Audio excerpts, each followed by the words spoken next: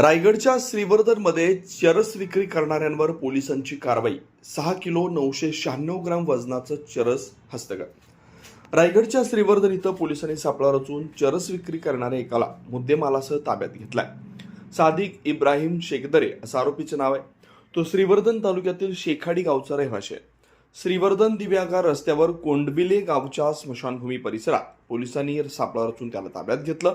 त्याच्याकडून 34,98,000 रुपये किमतींचं 6 किलो 996 ग्राम वजनाचं चरस हे अंमली पदार्थ पोलिसांनी हस्तगत केला.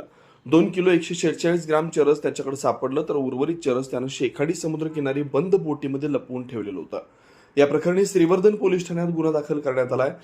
एवढ्या मोठ्या प्रमाणात चरस सादिक याच्याकडे कुठून आलं, त्याचे ग्राहक कोण आहेत, याचा रायगड पोलीस तपास करतायत. तेज मराठी न्यूजसाठी प्रतिनिधी मकसूद नजीर, श्रीवर्धन, रायगड.